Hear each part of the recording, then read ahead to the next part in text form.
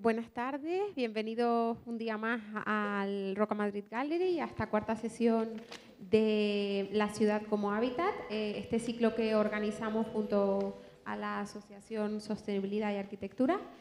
Como comentabas, hoy ya es la cuarta sesión. En esta vamos a hacer hincapié en el uso de las tecnologías aplicadas a la ciudad. También vamos a hablar un poco de la acción ciudadana. Quizás hoy esto tiene mucho más sentido, ¿no? Después de lo que ha pasado recientemente. Como siempre digo, muchísimas gracias a los ponentes por querer participar y estar aquí con nosotros. Gracias a ASA por seguir colaborando con nosotros. Y simplemente recordar que nos quedan 2 jornadas más, en junio y en julio. Acabaremos el ciclo de este año y estaremos, como siempre digo, encantados de que nos hagan propuestas para el ciclo de 2016. Así que muchísimas gracias. Hola, ¿se me oye? Pues muchas gracias a Roca, bienvenidos a todos y gracias por venir. Un encuentro más de ASA. Como muchos conocéis, si alguno no lo conoce, ASA es una asociación que trabaja en temas de sostenibilidad y arquitectura. Somos 400 socios y estamos trabajando en cómo desarrollar e introducir la sostenibilidad en la arquitectura sin olvidarnos de la arquitectura, ¿no? En ese debate al final que parece que todo tiene que ser sostenible y a veces nos olvidamos de proyectar, pues hay que juntar de alguna manera los dos valores, ¿no? Y ahí está puesta toda nuestra intención. Quería dar muchísimas gracias a los 3 ponentes por haber venido y haberse preparado esta presentación. Yo sé que es un tema complejo, hablamos en general de tecnología y ciudad y, bueno, pues lo he enfocado desde una perspectiva que yo creo que es importante y tampoco se habla mucho, pero tenéis libertad para hacer vuestra reflexión y ver por dónde lo estáis trabajando vosotros a nivel profesional. José Antonio Gras, de More Than Green, que estudia en la Universidad de Alicante. Jorge Toledo, de Ecosistema Urbano. Y José Pérez de Lama, de Sevilla, del Fab Lab de Sevilla. Pues nada, empezamos y luego le dedicamos un rato al debate. Voy a ser un poco riguroso con los tiempos, intentar no pasarnos de 20 minutos, yo os avisaré. Y nada, luego se trata de construir un debate entre todos y darle vueltas a ver qué aplicaciones tienen las tecnologías en construir otros modelos de ciudad. Pues todo tuyo, Antonio. Muy bien. A ver, me pongo aquí, ¿vale? Bien, se me oye, ¿no? Sí. Bien. Bueno, sobre la Smart City, primero voy a hacer una definición compleja, un poco amplia, como nuevo paradigma urbano.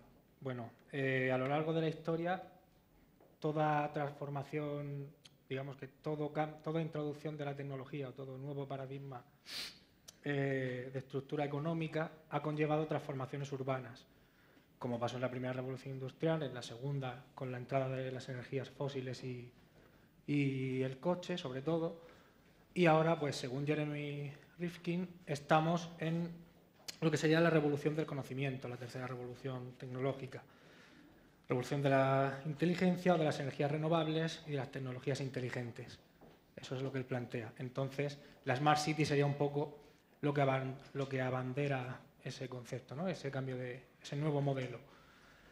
Entonces, en su definición más pura, digamos, la Smart City pues, sería un desarrollo urbano basado sobre todo en la sostenibilidad, es un concepto amplio, y que sea capaz de responder a las necesidades básicas de los 3 agentes implicados en la ciudad, que sería el sector privado, la empresa privada, las instituciones públicas y la ciudadanía. Bueno, implica un desarrollo ambiental, económico, durable y sostenible y además una gobernanza, en principio, una gobernanza participativa,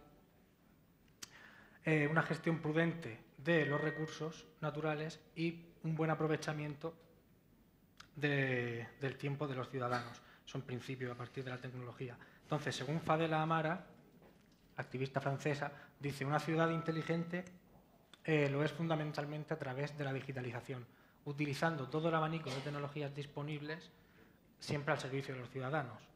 Vale, esta definición en general que acabo de decir me parece correcta, pero creo que obvia, o por lo menos parcialmente, un factor que me parece fundamental, que es la inteligencia ciudadana, o Smart Citizens. Entonces, desde More Than Green consideramos que las Smart Cities se definen, además de por su capacidad para conectar agentes y actores y para compartir información, también sobre todo para generar redes de colaboración y prácticas inteligentes. Y eso es lo que digo, que creo que se obvia un poco, ¿no? Entonces, nosotros trabajamos siempre desde un enfoque holístico, tanto en la sostenibilidad, sobre todo en la sostenibilidad urbana, que conlleva que la tratamos desde 4 aproximaciones: la medioambiental, la económica, la cultural y la social. Estas 2 últimas son las que creo que se obvian un poco en el concepto más puro. Esto conlleva procesos, este cambio de paradigma urbano conlleva procesos que ya conoceremos, ¿no? Como Open Data, que es abrir básicamente ¿Qué se me está cayendo esto? No puedo. ¿Prefieres este? ¿Estás más cómodo con este? No sé, es que se me... A ver, ahí está, perfecto. Este cambio de modelo conlleva procesos como la abertura de los sistemas públicos a la ciudadanía, lo que conocemos como Open Data, también la apertura en procesos de gestión y de gobernanza, lo que conocemos como Open Government, y esto nos lleva al llamado Open Urbanism o urbanismo open source, que sería el nuevo paradigma urbano que defendemos, basado en la equidad, cooperación, la cohesión social y la cohesión territorial y el compromiso medioambiental. Y esto implica, por tanto, una ciudad más democratizada y la integración de los agentes que intervienen en la realidad urbana, que es la que decía antes: administración pública, empresa privada y ciudadanía, siendo lo que conocemos como Big Data, la red de datos abiertos que está a disposición de todo el mundo, un poco lo que cataliza esta transformación, ¿no? Incluso la posibilidad de intervenir en ellos, lo que llamábamos Open Government. Entonces, con esto, digamos que la tecnología es una buena oportunidad, o yo lo considero así, para proponer nuevas fórmulas de gestión en las ciudades y de intervención, que serían la inteligencia ciudadana, la innovación, la participación social y la cultura libre, es decir, lo que caracteriza el urbanismo abierto, el Open Urbanism. He puesto el ejemplo de Viver Iniciativas Ciudadanas porque creo que trabajan muy bien en este sentido. Entonces, ahora llegamos a lo que yo denomino la perversión del concepto, ¿no? Como síntoma de un modelo urbano neoliberal imperante, la Smart City, digamos que se ha pervertido un poco hacia la mercadotecnia o el marketing, ¿no? Un concepto un poco como de marketing. Este enfoque holístico del que hablaba parece que no es el más habitual, ¿no? Y esto consiste en la entronización de la tecnología y en la mercantilización de la ciudad, así como en el urbanismo corporativo. Y una de las causas es que el factor económico prima sobre los otros factores de los que hablaba: medioambiental, social y cultural, sobre todo de estos 2 últimos, y ahora explicaré por qué. De hecho, hay muchas voces autorizadas críticas, como Jordi Borja, que dice que la Smart City actual no es más que una cursilería interesada, o Saskia Sassen, que considera que las ciudades inteligentes corren el peligro de considerar estúpidos a sus ciudadanos. Reinculas todavía es más crítico, calificándola incluso como Stupid City en una convención en Bruselas, diciendo que la retórica de las ciudades inteligentes sería más convincente si el medio ambiente propuesto por las empresas de tecnología fuese en realidad un modelo creíble de lo que la ciudad puede ser. Y como ejemplo pone Silicon Valley, donde dice que donde mayores innovaciones tecnológicas se han producido es donde mayor exclusión se ha producido. Por tanto, estaríamos ante un modelo exclusivista, todo lo contrario del nuevo paradigma urbano en el que nosotros creemos. Entonces, las características serían, o bueno, mejor dicho, la causa principal, yo creo que esa es mi reflexión, bajo mi punto de vista, es que la tecnología, en este caso, se confunde, pues como ocurre muchas veces, se confunden los fines con los medios o con las herramientas. La tecnología sería el instrumento y aquí es un fin, es una entelequia, un fin en sí mismo.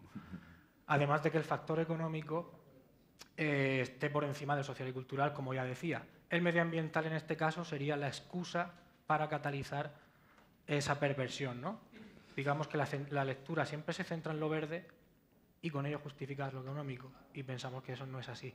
Entonces, el nuevo paradigma urbano del que estoy hablando ahora, el pervertido, por llamarlo de alguna manera, se basaría en la proliferación de aparatos tecnológicos en la realidad urbana por toda la ciudad y además de la monitorización de todos los movimientos y acciones cotidianas, lo cual nos llevaría a un desarrollo de sistemas de control obsesivo, de control y de vigilancia, y yo creo que la Smart City, el concepto puro, trasciende a esto, ¿no? Esto produce un desapego lógico en los ciudadanos ante una ciudad hipertecnificada, entre otras cosas porque aumentaría la brecha social ya existente para todas las personas o para las clases que no puedan acceder a esa tecnología inteligente. Un ejemplo de ello lo tenemos en Río de Janeiro con el centro de operaciones de IBM, es una sala de control enorme y bueno, esto es un poco lo que decía, ¿no? Parece que tenemos que trascender de ese concepto de que la Smart City, o sea, digamos que sea el estadio de perfección de la Smart City sea ese control y esa vigilancia obsesiva, ¿no? Y bueno, Rem Koolhaas, otra vez muy crítico, se pregunta que además por qué las ciudades inteligentes ofrecen solamente mejora y dónde está el espacio para la transgresión. De ahí que ponga esta imagen muy representativa de cómo unos niños ocuparon el espacio, esto es en De Biesp, en Ámsterdam, cómo ocuparon el espacio público con una acción cotidiana jugando para echar a los coches. Posteriormente y después de muchas luchas se consiguió. Entonces yo creo que esto nos lleva a que nos reapropiemos del concepto o lo redefinamos, ¿no? Digamos que yo lo planteo como dos bloques principales. Por un lado, la concienciación social a nivel global y local y por otro lado, el urbanismo, que sigue siendo fundamental. O esa es mi reflexión. Entonces, por un lado, pienso que todo cambio de modelo implica una serie de sacrificios por parte de la ciudadanía que no son absorbidos por la tecnología. Son sacrificios que tenemos que hacer nosotros. Y el sociólogo José Miguel Iribas lo decía textualmente, no es tanto el control de las emisiones lo que hace una ciudad inteligente, sino las conductas ciudadanas. Y por otro lado, lo que decía de urbanismo, un urbanismo responsable. De poco sirve la tecnología, cualquier tecnología, si para comprar el pan tenemos que salir con el coche. Entonces, aparte de atender a los indicadores de sostenibilidad urbana que tratamos, como la diversidad, hibridación y misticidad de usos, etcétera, que ya conocemos, pues es un urbanismo responsable donde además en este nuevo paradigma la tecnología tiene que estar totalmente integrada. No se trata de llenar de aparatos la ciudad, sino más bien de integrarla y que forme parte de la realidad urbana. Y luego el empoderamiento ciudadano no debería ser solamente con la hiperconexión de la ciudad, sino también a través de la educación. Y aquí nos podemos apoyar en la tecnología para educar, digamos, en espacios virtuales, no solo en espacios físicos. Entonces, esto lo voy a hacer un poco más rápido, ¿vale? Es mostrar ejemplos de lo que nosotros consideramos buenas prácticas en este sentido. Al fin y al cabo, en More Than Green lo que hacemos es eso, mostrar ejemplos de buenas prácticas. Empezamos con, por ejemplo, hay una cantidad ingente de tecnologías de visualización de datos y de información en el que los ciudadanos pueden acceder y pueden además intervenir, ¿no? Es algo interactivo, como la iHood. También tenemos MindMixer, que es además una tecnología educativa en tanto en cuanto ayuda al ciudadano a tomar decisiones informadas, exponiendo su idea, sometiendo la crítica y compartiendo o debatiendo sobre otras ideas. Este ejemplo me gusta mucho, el Open Urban Lab de Zaragoza, que supongo que muchos lo conoceréis, un laboratorio urbano abierto en el que las tres partes implicadas de las que hablábamos, ciudadanos, autoridades locales y empresas, trabajan juntas en la mejora de la ciudad, del tejido urbano. Esto no solo se limita a mostrar o promover ejemplos de buenas prácticas. Hay algunas, como Datea en Perú, que además de eso consiguió introducir la mejora de, creo que era en Lima, en el metropolitano, a partir de los reportes de la gente que veía en la línea, se consiguió modificar ese trazado, ¿no? de transporte público. Y algo parecido puede que haya pasado con En Bici por Madrid. Si bien Bicimad tengo entendido que no es perfecto, pero a partir de el plano de calles tranquilas, etcétera, y el fomentar el uso de la bicicleta, se ha conseguido o ha sido un paso para tener una infraestructura pública de movilidad en bici. Este ejemplo me gusta mucho también porque es un ejemplo muy bueno de cómo integrar la tecnología en la ciudad sin que la colapse, digamos. Es un sistema de baldosas que a partir de acciones cotidianas como las pisadas o correr o lo que sea, absorben la energía y la generan después cuando hace falta. En Sao Paulo, eso es una favela en Sao Paulo, por ejemplo, donde no hay ni siquiera sistema de alumbrado público y a partir de esta tecnología pues se puede, como veis en la imagen, incluso hacer un pequeño campo de fútbol. Entonces es una tecnología que puede estar bien integrarla. Al igual ocurre con el carril bici Van Gogh de Estudio Rosegar en Holanda, que además de, que almacena la energía durante el día y además de su connotación económica y social y medioambiental, también tiene este enfoque holístico de sostenibilidad social, incluso cultural, según lo que veamos, según el dibujo o lo que muestre la infraestructura, ¿no? Smart Cities and Creating Commons, que empezó como una exposición de paisaje transversal y al final es como una plataforma de carácter divulgativo, interactivo y abierto en el que se debate sobre la temática de las Smart Cities poniendo el acento en los ciudadanos, ¿no? Y en los nuevos modos de organización social. De esto Jorge seguro que nos puede hablar mucho mejor. Herramienta desarrollada por Ecosistema Urbano, una herramienta libre de mapeo colectivo y colaborativo para el empoderamiento ciudadano y es lo que más me interesa, en su dimensión social y cultural.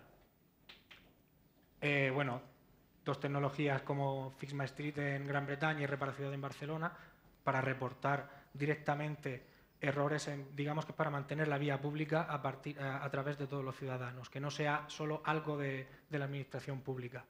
O Sentilo, un gestor transversal de datos, que es independiente de los de negocio, ¿no? De los verticales. Todo lo que sea medible, como es una plataforma abierta, puede reflejarse en esta tecnología. Y Connecting Cities, para terminar, pues es una infraestructura de conexión y plataforma para expresarse a partir de un espacio público que normalmente está ocupado por publicidad o por otro tipo de historias que no son públicas, como las fachadas. Las fachadas utilizadas como plataforma de expresión, de apropiación y bueno, es, digamos, una transgresión, ¿no? Que me gusta mucho cómo lo hace Marcos Zotes, creo que es anterior a lo que decía, en Your Text Here. Este ejemplo me gusta mucho y como esto pues tiene muchos. Entonces, para terminar, para concluir de todo lo que he dicho, creo que las claves son que, como decía, la revolución tecnológica históricamente siempre ha implicado un cambio de modelo. En este caso contemporáneo, digamos que lo global y lo local están conectados. Entonces el urbanismo imperante o las transformaciones urbanas que implica este cambio de modelo deberían estar basadas en transformación y reciclaje del tejido urbano existente de una manera responsable. Los indicadores que ya hemos comentado hay que tenerlos siempre en cuenta. Smart City es imposible sin inteligencia ciudadana y eso al final conlleva un urbanismo inteligente o smart urbanism. Sigue siendo un papel fundamental, el urbanismo no podemos obviarlo. Entonces, importantísimo es, no como decía al principio, la versión más pura, digamos, de la Smart City, creo que hay que tener una visión holística y un enfoque. Nosotros proponemos las 4 aproximaciones que decía al principio: medioambiental, económica, social y cultural, que estas 2 últimas son las que más flaquean siempre en el, digamos, el mainstream de las Smart Cities, ¿no? No confundir los instrumentos con los objetivos y, bueno, pues decir que la Smart City trasciende al final a la dimensión tecnológica, ¿no? Se erige como una ciudad de conocimiento, creatividad e innovación, que es más justa, más inclusiva y más resiliente. Entonces, bueno, como decía al principio en el briefing de la jornada, ¿no? Jeremy Rifkin preguntaba si estamos, o propone que estamos en el fin del capitalismo, ¿no? Pues no lo sé, pero creo que sí que tenemos ahora mismo, estamos en un momento histórico, en un nuevo modelo, o en un cambio de modelo, y tenemos 2 vías para tomar. Una es la que parece que ahora mismo es imperante, que es la Smart City un poco más corporativizada, el concepto de marketing del que hablaba, y por otro lado tenemos lo que estaba hablando, desde un enfoque holístico, la ciudad del procomún colaborativo, una ciudad más justa, más resiliente y más inteligente. Para ello es imprescindible la colaboración y sinergias entre los 3 agentes de los que hablaba Y eso solo se puede conseguir a través de la inteligencia colectiva, la cohesión social, el emprendimiento, la sostenibilidad, la ecología, también las herramientas digitales, por supuesto, y las TIC. Y, como decía, sobre todo, un enfoque transdisciplinario holístico. Así yo creo que conseguiremos consolidar la revolución urbana del siglo XXI. Muchas gracias.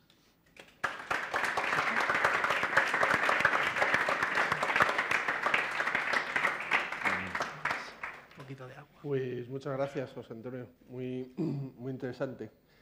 Da pie a algún debate con un montón de cosas. José. Muy bien. Voy a apuntar aquí la hora para que no... Tranquilo, yo te aviso. No, lo has hecho clavado. Clavado, ¿verdad? Sí. Yo me voy a poner también de pie. Está un poquito deformada, pero supongo que da igual. Bueno, muchas gracias por la invitación y a Iñaki Alonso y a Asa, que soy también socio de hace tiempo y participé en la junta anterior, aunque sin mucha... con Andrés Perea y Zaskun y demás, ¿no? Entonces, bueno, como Iñaki me propuso que yo dijera lo que me pareciera, pues voy a hacer eso, más o menos, sí. Pero bueno, relacionado, entonces me alegro que José Antonio ha hablado muy específicamente de Smart Cities, porque yo voy a hablar más un poco de las tecnologías, más así en general, ¿no? Y la verdad, desde la crisis y demás, bueno, cuando empieza a no acabarse, bueno, yo soy de formación arquitecto y como soy un poco más mayor, pues pasé por la primera época de la sostenibilidad, luego las tecnologías libres, ahora... Y entonces, bueno, pues uno se va entusiasmando sucesivamente por cada nueva oleada, pero también, bueno, sin hacerse escéptico, pues también toma una cierta distancia, ¿no? Y realmente con la crisis lo que quería decir es que me puse un poco bueno, que no se entendía muy bien por qué es lo que pasaba a estudiar economía, y llevo unos cuantos años estudiando economía así básica, ¿no? Keynes, o Keynes, se pronuncia en inglés, si no me equivoco, John Maynard Keynes, cuando era joven, y bueno, últimamente Jeremy Rifkin lo cita al principio en su último libro, en el de Zero Marginal Cost Society, la sociedad del coste marginal cero, que ahora quizás abordo un poco. Y bueno, entonces empezaba, la charla tiene una parte que son las buenas noticias, otra las malas noticias y otra vez qué pasa, ¿no? Entonces, bueno, las buenas noticias es un poco tomando a Keynes. Él en 1930, y además creo que dio una conferencia en la residencia de estudiantes, que, como bueno, quizás sabéis, está aquí al lado, ¿no? Dijo que sus nietos, casi nosotros, porque era el 2030, no tendrían que trabajar, ¿no? Viviríamos en una sociedad en la que el desarrollo tecnológico y ecológico, perdón, tecnológico y económico haría que no tuviéramos que trabajar, y más bien el problema era que qué íbamos a hacer si no trabajábamos, ¿no? Porque el que sea artista o lo que sea, pues más o menos se entretiene, pero él pensaba que los que son personas así más normales, que su vida se ha justificado por el trabajo, perdón, son o somos, ¿no? Pues de pronto en el vacío ese, pues no, un poco como le pasa a algunas personas cuando se jubilan o nos pasa, ¿no? Y bueno, entonces como una medida así circunstancial para satisfacer esa necesidad de hacer cosas y demás, pues proponía que trabajásemos 3 horas al día, 5 días a la semana, ¿no? Bueno, todavía no hemos llegado al 2030, pero parece que no ha ocurrido, ¿no? O no está ocurriendo, todavía nos quedan 15 años, ¿no? Y esperemos conseguirlo, pero parece más bien que una gente trabajamos muchísimo, y luego una gran parte de la población pues ni siquiera pueden trabajar, o por lo menos no pueden trabajar a cambio de un salario, ¿no? Entonces, bueno, Keynes tenía una vida así muy particular. Primero, bueno, era un joven ahí de Eton y tal, ¿no? Con lo cual era de los Bloomsbury, que era un grupo así como muy sofisticado inglés, ¿no? Pero de mayor se casó y tuvo varios novios y tal, ¿no? Entonces, o parejas masculinas, y luego de mayor se casó con una bailarina, y me parecía muy bonita esta foto, ¿no? Una bailarina rusa, ¿no? Entonces, él ponía una serie de, bueno, pues este mundo, más o menos, una visión alegre, porque también lo escribe en 1930, ¿no? Que era justo después de la crisis del 29, con lo cual era una situación muy parecida a la nuestra, ¿no? Y él hablaba, bueno, el problema del desempleo tecnológico, que eso sí lo tenemos ahora, ¿no? Las tecnologías pues van haciendo el trabajo que hacían antes las personas, los robots, por ejemplo, en China, creo que tengo ahora, bueno, no solo en todo el mundo, pero en China ahora va a ser en 2016-17 la que más robots tenga el país con más robots, o robotización de los procesos de producción. Y ponía una serie de condiciones que evidentemente que no se han cumplido, desgraciadamente.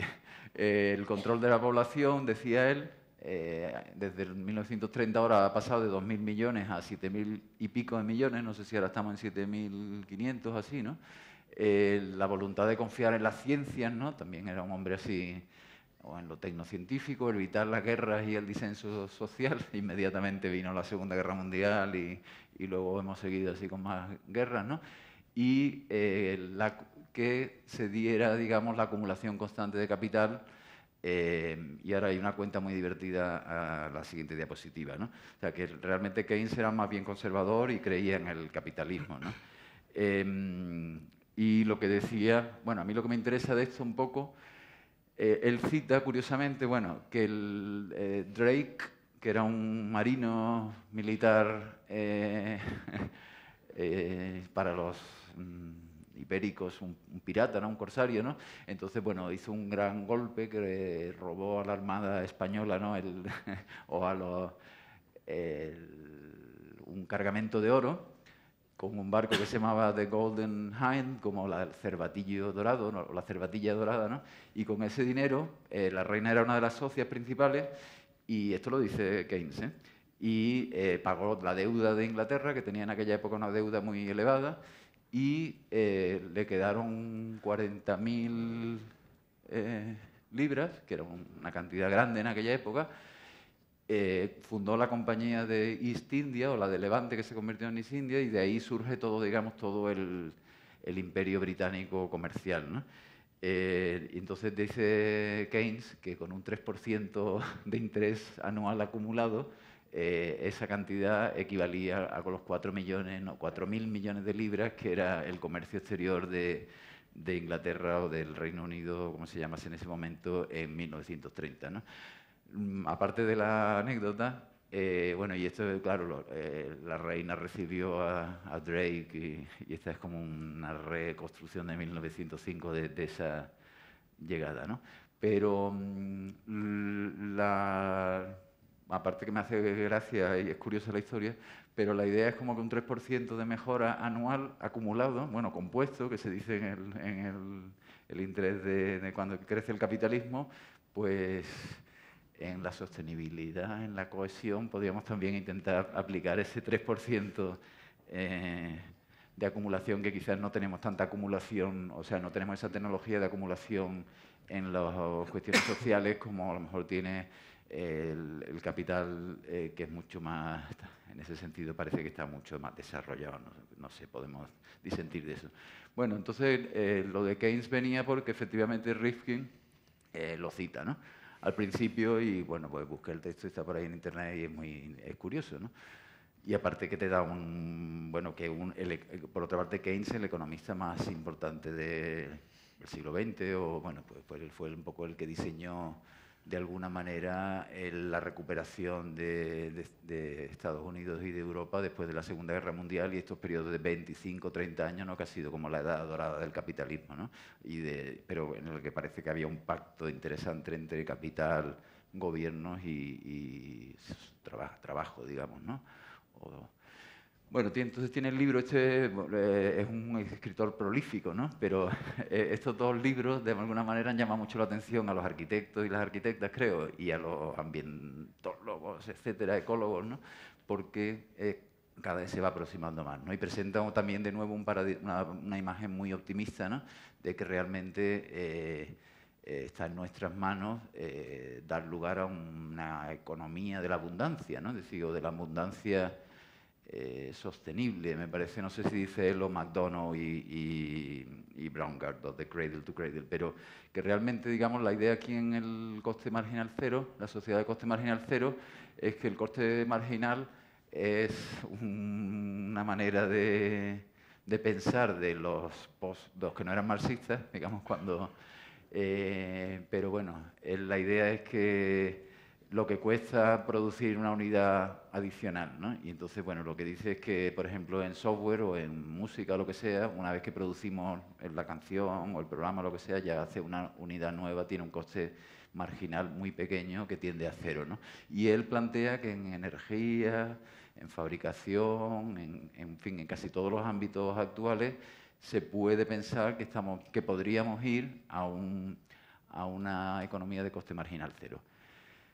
Bueno, también el yerno de Marx, Paul Lafargue, también en 1880 también escribe un libro que se llama El derecho a la pereza, que también decía que las tecnologías, o sea, que es un pensamiento que está ahí, ¿no?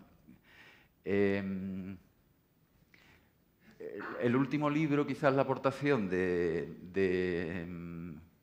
nueva, en mi opinión, bueno, hay muchas, ¿no? Pero la más destacada sobre el otro, el de la tercera revolución industrial, es un poco los commons o el procomún o el sharing economy, la economía del compartir, que realmente tampoco es exactamente lo mismo, ¿no?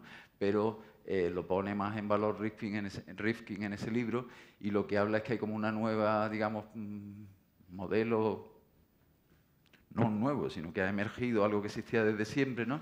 Que tiene que ver con la producción al margen del capitalismo, de alguna manera. Este libro que traía, que es muy bonito, creo que lo está traduciendo Traficantes ahora, es un resumen un poco de 10 años así que ha habido como más intensidad pensando sobre los commons.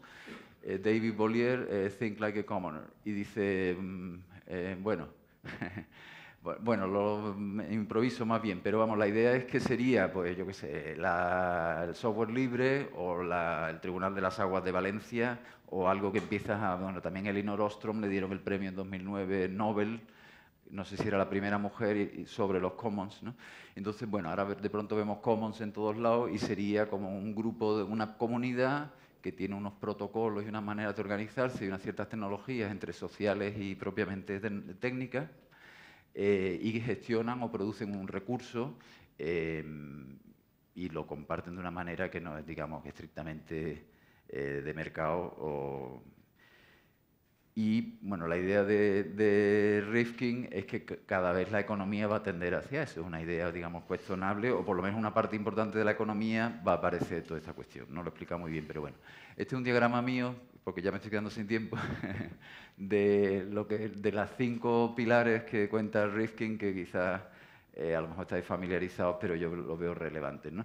Y entonces él habla, lo primero, de la transición a la energía renovable, que entiendo que para los que estáis aquí y las que estáis aquí será una obviedad, ¿no? Pero en real ya, pues, digamos, económicamente son competitivas o superiores a muchas de las otras energías, ¿no? Como se ve en Alemania, por ejemplo, ¿no? El convertir los edificios, transformar los edificios en plantas de producción de energía, en lugar que nuestros edificios tradicionalmente han sido un sumidero de energía, pues ahora, digamos, con todas las tecnologías renovables podríamos convertirlos en pequeñas plantas de producción de energía. Almacenamiento de energía en los propios edificios, porque quizás, bueno, a lo mejor lo sabéis mejor que yo, muchos y muchas, pero el problema de la energía renovable es que, sobre todo la que depende del sol, no es constante, sino que depende del sol, y entonces hay que almacenarla o compartirla de alguna manera. Ahora tengo la diapositiva de la Powerwall de Tesla, ¿no? El gran hit de los últimos meses. El Internet de la energía, que está estrechamente relacionado con la Smart City, que sería, bueno, los edificios producen energía y la que nos sobra la compartimos con nuestros vecinos. Si yo tengo mi fachada sur maravillosa, pero el otro da al norte, podemos intercambiar, ¿no?, cómo se comparte la información. La idea es que Internet, digamos, sería el paradigma de lo que ocurre ahora. Todos producimos más o menos información, nos las intercambiamos, y las empresas lo que facilitan es la infraestructura y los protocolos de intercambio, etcétera. Y finalmente, algunos ecologistas no están muy de acuerdo, pero bueno, el coche eléctrico o la bici eléctrica. La bici la he añadido yo. Entonces, bueno, en nuestra casa producimos energía, la guardamos en la batería de Tesla, o mejor, en una que hagamos nosotros. Cargamos nuestro coche, la que nos sobra la intercambiamos o la vendemos con los vecinos, ¿no? Entonces, digamos, esto sería un paradigma, que la energía de ser escasa, pues sería una vez que amortizas la instalación. Y bueno, pues ahí Tesla tiene otra empresa que se llama Solar City y en España hay varias cooperativas importantes, ¿no?, las que ya te están facilitando y amortizas en 8, 10, 12 años, ¿no?, tu instalación. Se me está yendo el tiempo. Bueno, la Powerwall de Tesla, que parece ser que no es una tecnología demasiado nueva, pero hay un montón de gente, socio de Google, etcétera, etcétera, y los conceptos de Rifkin, que quizás tampoco sean solo suyos, sino que él ha sintetizado muchas cosas, todavía es cara, 3.500 euros, pero lo ideal sería hacerla nosotros en nuestros Fab Labs, ¿no? Un poco es la idea. Y esto es un poco una extensión de lo anterior, porque claro, aquí tenemos los 5 pilares, pero lo interesante, en mi opinión, es conectarlos a las cooperativas de producción de energía, que los ayuntamientos participen en promover esas cooperativas, que haya una banca pública que te o pública, o en fin, las cajas de ahorro que nos comimos, o ese tipo de cosas, ¿no? Que financie, porque el problema que tenemos nosotros, la mayor parte de los ciudadanos, para poner nuestros paneles, es que nos tenemos que gastar 20.000 euros o lo que sea, y no todo el mundo se lo puede gastar, ¿no? En fin, que hay todo unas tecnologías, no ya simplemente, no solo tecnologías tecnológicas, sino tecnologías sociales, jurídicas, financieras, etcétera, ¿no? En Alemania es muy interesante, y esto es de 2010, y si vemos la curva, tenía la diapositiva pero la he quitado, pero bueno, 50%, 51% de la energía renovable producida por el sector privado, granjeros o personas particulares, cooperativas. Y bueno, McDonough y Braungart es el otro paradigma para mí interesante, o bueno, hay muchos, ¿no? Pero como sabéis, quizás lo de cradle to cradle, de la cuna a la cuna, ellos hablan de rediseñar casi todos los materiales, separar los ciclos de biológico y técnico, de manera que también los materiales ya no serían escasos, ¿no? Creo que voy a tener que acabar aquí, que es la mitad, pero dice, me encanta esta imagen, se la pongo a mis estudiantes y nos quedamos todos perplejos con qué hacer, pero dice, bueno, el árbol del cerezo, o cualquier árbol, ¿no? Pasa que el cerezo pues, es muy bonito, con las flores, a la vez que crece, persigue su propia abundancia regenerativa, produce mucho más fruto de los que necesita para su reproducción, secuestra carbono, produce oxígeno, estabiliza el suelo. Entre sus raíces hay un ecosistema de bichitos, pajaritos, otra flora, y todo ese ecosistema, digamos, no contamina, sino cuando se muere el árbol se convierte en alimento.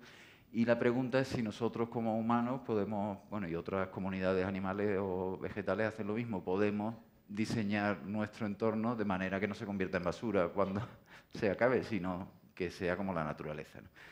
Las tecnologías, la base las tenemos, otra cosa es bueno, Vicente Guallar está trabajando en esto, muy bien, mucha gente, ¿no? Pero vamos, ahora han perdido las elecciones, no lo va a poder hacer porque era el arquitecto municipal, lo siento por él, pero espero que Ada Colau lo siga trabajando con él muy sinceramente, sí. Y las malas noticias, las sabemos, pero bueno, en el Capital, aquí el bueno de Marx, que está salido un poco comprimido, cita a otro economista muy importante que se llama John Stuart Mill y dice, es cuestionable que ninguna invención mecánica haya aligerado el trabajo de nadie en la historia, 1870, ¿no? Y Marx dice, de nadie que viva de su propio trabajo, algo así, ¿no? Entonces, digamos, de alguna manera la historia nos dice que las tecnologías con la mayor frecuencia son usadas, digamos, para aumentar la explotación o para multiplicar el capital, etcétera. Y bueno, hay esa lucha, por lo menos, entre su dimensión emancipadora o liberadora y su dimensión como herramienta para expandir o multiplicar el capital, ¿no? El que comentaba de China, los robots va a ser y este diagrama que lo había hecho el otro día que me gusta mucho, bueno, Arrighi, otro pensador sobre el capitalismo, él habla que en un momento dado, en nuestro momento, el capital es dinero, territorio, o sea, invierte en los estados o presta la deuda y dinero prima, ¿no? Es como el ciclo, la ley del capital, según Marx, me parece que es D prima. O sea, tienes dinero, lo invierte y hace una mercancía y se convierte en más dinero, ¿no? Entonces, un poco Eso al 3%, desde 580, va aumentando, ¿no? Y cuando las mercancías no funcionan muy bien, hay un cambio de ciclo, dice Arrighi, que es la financiarización, lo que estamos ahora, que ha ocurrido, según él, varias veces, los 4 ciclos sistémicos de acumulación que dice él, que era Génova con el Imperio Ibérico, luego Holanda, luego el Imperio Británico y Estados Unidos. Hay un momento en que invertir en producción y comercio no da dinero, entonces se invierte, el capital invierte más bien en deuda, en financiarización, ¿no? Y lo que quería decir, bueno, entonces aquí aparece la construcción del Estado, la reproducción social, nosotros los trabajadores, vamos, el trabajo, la ciudad, y la inversión en capital fijo, que sea carreteras, fábricas, etcétera, para aumentar. Entonces, bueno, este ciclo está ahí. Entonces, ¿cómo gestionamos? Bruce Sterling tiene una conferencia en la que es muy malo con las Smart Cities, ¿no? Y no sé si la habéis visto, pero lo invitaron los de Barcelona al Fab 10, a la reunión de los Fab Lab, y entonces dijo, bueno, y puso aquí este mapa de todas las empresas en los distintos sectores y dijo, esto es dinero, money, money. Bueno, es un poco la visión cínica, y dijo la Smart City, la visión primera, digamos la económica, es un paisaje de gente muerta, ¿no? Es decir, los Uber, etcétera, etcétera, ¿no? Porque, claro, no es lo mismo una gestión local, no sé qué, que cuando se organizan los taxis, el dinero se va a Holanda y le dan aquí una pequeña parte. Bueno, yo estoy ahí, pues esto es fetichismo, ¿no? Porque no sé si me veis aquí, pero le dije, ¿me puedo hacer una foto y tal? Y digo, hombre, digo, porque, bueno, aparte de ser un teórico de la tecnología y la ciudad y demás, pues es como uno de los inventores del cyberpunk, ¿no? Del cyberpunk, de las novelas, ¿no? Él y William Gibson, ¿no? Entonces, de pronto está... En fin. ¿Y entonces qué hacemos? Pues, no sé, un minuto. Aquí traía Guattari, que Félix Guattari, un filósofo, activista del 68, pero bueno, murió en el 92, y él dice eso, ¿no? En el libro que se llama Las 3 ecologías, que es un poco el triple o el cuádruple bottom line que citabas tú, ¿no? De alguna manera, bueno, se parecen... Sí, sí. A donde quiera que mire uno se ve siempre la misma paradoja dolorosa. Por un lado, el desarrollo continuo de nuevos medios técnicos científicos susceptibles de resolver los problemas ecológicos y reequilibrar las actividades sociales, es decir, que tenemos el desarrollo científico, dice él, para resolverlo, pero por otro lado, la incapacidad de las fuerzas sociales organizadas, sociedad, y las formaciones subjetivas constituidas, nuestros valores, nuestras maneras, nuestras subjetividades, de apoyarse de esos medios para desarrollarlos y aplicarlos adecuadamente, ¿no? Entonces, bueno, mi punto de vista, en definitiva, que yo creo que coincide un poco también con lo que he entendido de la tesis anterior, es que no es tanto un problema tecnológico, que lo es, ¿no? Que tenemos que aplicarlo, sino más bien un problema social, vamos, un problema, una cuestión social, una cuestión de subjetividad, de valores, ¿no? Y en ese sentido, por ejemplo, bueno, pues claro, los paradigmas dominantes habla de la investigación tecnológica, los nuevos productos y tal, y sin embargo la investigación, qué sé yo, social, no sé qué, siempre está en segundo plano. Bueno, este es otro diagrama, también lo he hecho para hoy, entonces lo voy a contar, de David Harvey, que es otro pensador, digamos, geógrafo muy amante de Marx, y bueno, en varios de sus libros, pero en concreto, sí, en uno que explica el Capital, se pueden leer los dos a la vez, él dice que una posible interpretación de Marx es que plantea que el mundo funciona como un marco que sería, por un lado, las relaciones con la naturaleza, los modos de producción, la reproducción de la vida diaria, la mentalidad o las concepciones mentales del mundo. Esto se lo he añadido yo, las prácticas espaciales, las relaciones sociales y las tecnologías. Y que eso no es un sistema en el sentido de que está todo engarzado, sino son, digamos, ámbitos que coevolucionan, ¿no? Entonces, se influyen mutuamente, se afectan mutuamente, pero también tienen una cierta autonomía, ¿no? Entonces, las conclusiones para Harvey son dos. Que realmente no se puede, o sea, que no es como parece a veces en Rifkin, no hay un determinismo tecnológico, ¿no? La tecnología nos va a llevar a acabar con el capitalismo ella por sí sola, porque están todos los demás, y que para intentar hacer un cambio, esto sabrán más Ada Colau y Manuela y en fin, y toda esta gente, pues como que hay que actuar en todas las dimensiones, ¿no? Yo qué sé, desde las relaciones sociales, el espacio, tal, ¿no? Y muchas veces pues se intenta cambiar solamente uno y pues yo qué sé, la sociedad se queda atrás o los valores se quedan atrás o demás, ¿no? Y bueno, pues esto lo dejo ya para el... Venga, muchas gracias. Muchas gracias.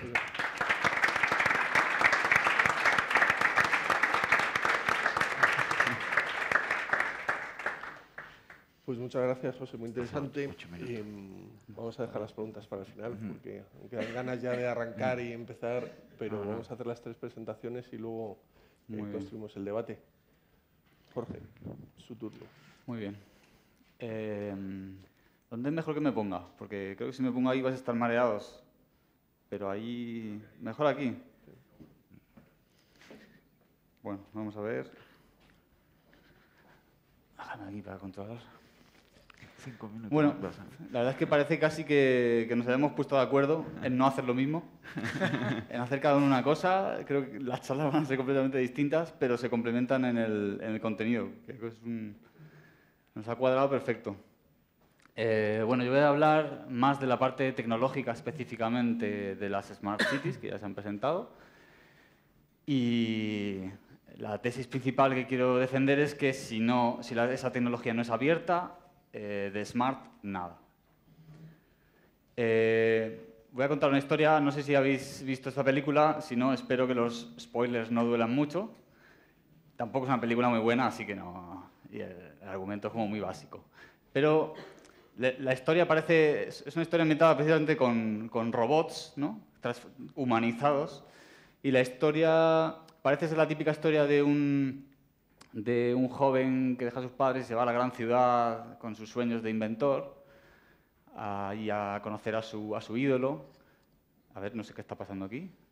Bueno, y se encuentra en realidad con una especie de villano comercial que lo que quiere es sustituir los repuestos con los que los robots se van arreglando a sí mismos durante su vida, que es su forma como de crecer, ¿no? Por actualizaciones, las llama, ¿no? Entonces, aquí tienes como las imágenes superpuestas del malo presentando su exposición. Ya, y los oxidados robots viejos se van a quedar sin... Ya no les damos repuestos y que compren las actualizaciones, ¿no? Ahí lo veis disfrutándose con el nuevo lema de ¿por qué puedes ser tú si puedes ser nuevo?, ¿no? Y ahí se ve que empiezan a aparecer conflictos, ¿no? La vieja tienda de reparación que daba esos repuestos ya solo admite de pronto, ya solo le llegan estas nuevas tecnologías, ¿no? Y la gente que no se las puede permitir está allí como manifestándose. ¿Qué pasa? ¿Qué pasa? Hasta que este chico de pronto encuentra el por qué está allí y dice, pues yo reparo. Y empieza a ir reparando a cada uno de ellos y dándoles, ¿no? Extendiendo su vida, ¿no? Bueno, aquí está manejando tecnologías que, a diferencia de las anteriores, son las que él puede acceder. Él va como reaprovechando elementos que se encuentra, va reciclando, y va reparando, digamos, a todos estos, lo que para el otro son chatarras, ¿no? Luego a los personajes se les va un poco, se les va de las manos la cosa, al guionista también, y se meten en una especie de batalla en la cual, de nuevo, ellos mismos que con sus propias herramientas pasan de ser un grupo asustado de robots a convertirse como en los nuevos superhéroes, ¿no? Se equipan con restos que encuentran allí en el propio desguace, se equipan con ellos, se van tuneando y digamos, se habilitan para esa batalla por su libertad, ¿no? Digamos.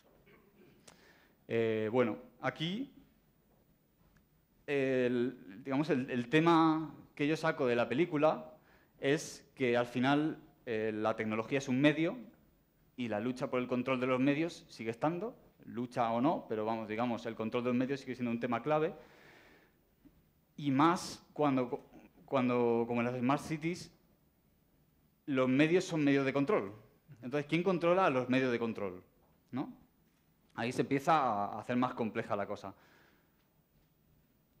Si, tirando de la definición pervertida de las Smart Cities, en las que lo que se está proponiendo, están proponiendo grandes empresas, es sacar datos de las ciudades, digamos, con sensores, mapear, controlar las ciudades, procesar esos datos y luego dar como un reajuste a la ciudad, una serie de acciones en la ciudad que la ajusten o la cambien. Y eso lo llaman Smart City, ¿no? La gracia de eso es que no sabemos ni qué datos no sabremos ni qué datos están registrando o procesando, ni cómo los están procesando, ni para qué lo quieren aplicar, cuáles son realmente los objetivos que hay detrás de esas. Esto en el caso de que sea una empresa la que tenga el control, digamos, de estos datos. Una empresa como el robot malo de antes. Yo me preguntaba como, ¿qué tiene de inteligente eso, no? O sea, de smart nada, nos vamos de cabeza, o sea, estamos haciendo algo que no sabemos ni qué va a pasar y lo van a controlar a alguien cuyos intereses, pues lógicamente, como decíais antes, lo económico está primando claramente, ¿no? Pasa que entonces habremos convertido la idea de tecnología aplicada a la ciudad en una caja negra, ¿no? Una caja que no se puede abrir, que no se sabe qué pasa dentro y que está ahí cambiando la ciudad. ¿Qué provoca esto? Pues dependencia, en el momento, dependencia de cómo gestione esa empresa, de cómo funcione esa tecnología, de cuáles sean sus objetivos. Provoca que tenga un punto de fallo único. Ahí tenemos las elecciones el otro día con los recuentos. De pronto, una tecnología falla, nadie sabe por qué falla, están ahí como, pues en algún sitio habrá alguien preocupado por eso, pero el resto no tenemos ni idea de cómo se está procesando eso. Se está privatizando todo el conocimiento relacionado con la tecnología, todo digamos, la tecnología como herramienta, que debería ser un bien común, ¿no? Todos los datos que está emitiendo la ciudad, que son propiamente generados de manera pública por la gente, esos datos se están privatizando, nos están chupando y se están metiendo dentro de un ciclo económico que ya no sale, ¿no? Que es como... Y además, no sabemos, puede que sí, puede que no, estén vulnerando nuestros derechos, ¿no? No lo sabemos porque está pasando dentro de esa caja negra, ¿no? Entonces, ¿cómo podemos abrir esa caja un poco y empezar a ver qué pasa dentro? Pues lo que yo propongo un poco es recuperar esa idea del software libre, de las 3 libertades básicas. Si hay alguien más experto en software libre, podemos discutir si son 3, si son 4 o lo que sea, porque supuestamente son 4, pero yo voy a decir que son 3. Y que básicamente es que todo el mundo tiene derecho de uso, libertad de uso, en este caso, aquel caso del software, vamos a aplicarlo a la tecnología, libertad de usarlo para lo que se quiera, sin restricciones. Libertad de copia, o libertad de reproducción, o de reconstrucción, o digamos, de difundir eso, que efectivamente en el ámbito digital tiene mucho más sentido, porque lo que es el coste de copia es mínimo, 0 prácticamente. Y luego libertad de modificación, para lo cual tienes que tener acceso también a lo que llaman código fuente en el software libre, que es el código que tú puedes editar, y no el programa, el .exe final, sino el código fuente, o si estamos hablando de diseño, o de cualquier otra tecnología, o de hardware, hablaríamos de las especificaciones, de los planos, digamos, de ese diseño, ¿no? Luego hay una que es combinación de las dos, es hacer una modificación de algo y luego distribuirla libremente, ¿no? Que esa sería la cuarta libertad del software libre. Si aplicamos esto a todas las tecnologías que estamos usando en la ciudad, empezamos a abrir esta caja y veremos que se empiezan a dar toda una serie de posibilidades que no se daban antes, ¿no? De interacciones, de que de pronto puede llegar alguien a acceder a unos datos, procesarlos de una cierta manera, compartir la herramienta que está usando con otros, el propio conocimiento en torno a cómo se manejan esos datos se comparte libremente, con lo cual alguien puede aprender. Vamos a ver algunas de las cosas que suceden. El hecho de transparentar cómo están sucediendo las cosas permite un control, no como un control entendido como poder centralizado, sino como un control o vigilancia colectiva, ¿no? De que lo que se está haciendo está respondiendo a ese bien común, ¿no? El hecho de que sea más accesible esa tecnología genera unas oportunidades de acceso o de emprendimiento o de negocio como más distribuidas, porque ya no hay una barrera de acceso enorme en pagar una patente o en tal, sino que tienes la información de partida y entonces puedes partir, digamos, de hombros de gigantes sobre algo que ya está desarrollado, empezar tú una variación de eso. El hecho de que podamos intervenir en cómo se está usando la tecnología en la ciudad permite ajustarla, hacerla legítima con nuestras necesidades, adaptada a nuestras necesidades, a nuestros objetivos reales, ¿no? Y no que responda a objetivos espurios, digamos, de cierta empresa, ¿no? El hecho de que esté distribuida, de que se genere una economía distribuida, porque mucha gente puede acceder a ella, y como se comparte todo, esa gente puede compartir de manera más fácil entre ellos y formar como grupos, redes, pequeñas empresas, grandes empresas, pero como está esa distribución, eso aporta resiliencia, ¿no? Que es la capacidad como de una ciudad de responder a cambios, porque no dependemos de nuevo de un solo punto de paso.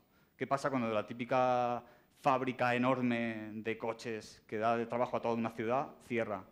La ciudad se hunde entera porque la mitad de los pobladores estaban teniendo trabajo ahí. Si la economía es más distribuida, tenemos esa capacidad de adaptar y responder y siempre va a haber otros puntos de la red que aguanten, ¿no?, el sistema. Y el hecho de que podamos adaptar esa tecnología, porque yo puedo modificarla y usarla para una cosa muy concreta que a mí me hace falta, permite que la tecnología sea específicamente adecuada a las necesidades de la gente y no puesta como una solución genérica en la que todos tengan que encajar. Bueno, esto lo que hace al final es que completaría la definición o sea, empezaría a parecerse más a la definición de ciudad inteligente, digamos, en la que hay otros aspectos sociales, culturales a tener en cuenta. Empezaríamos a poder hablar de diversidad, que de otra manera no podemos. Aparecerían multiplicidad de herramientas y multiplicidad de usos para ellas y de gente trabajando en ellas. Daría independencia a cada una de las personas, pero también a la ciudad en su conjunto, a los países. O sea, en cada una de las escalas, digamos, estaría independizando a la gente. Autonomía, ¿no?, como en relación con eso. Este es un concepto que yo creo que vamos a tener que empezar a pensar cada vez más, ¿no?, hasta qué medida somos autónomos de la tecnología que usamos, porque a mí si me cierran la cuenta de Gmail de Google un día de estos, voy a darme cuenta que no tengo ni calendario, ni datos, ni contactos, ni el móvil va a ser una piedra casi. Entonces, realmente autonomía, cero. Estoy en una especie de comodidad de mientras no pase nada, vamos bien. Y empoderamiento ciudadano, digamos, ahí sí que habría realmente, en el momento que hay acceso a la información, acceso a la modificación de la tecnología, que al final redunda en conocimiento, el momento que podemos construir nosotros variaciones de esa tecnología, ahí sí que hay un empoderamiento real de la sociedad, ¿no? Y nada, de nuevo, decir, por todo eso es lo que yo considero que si no es abierta, de smart realmente no va a tener nada. Y creo que tenemos que elegir si realmente ponemos en uso estas tres libertades en la tecnología y elegimos un modelo sobre el otro. Y eso es todo. Gracias.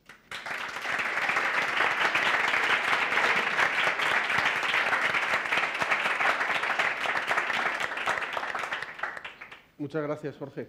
Muy interesante. Yo creo que tenemos ahora buen debate. Voy a hacer una pequeña reflexión.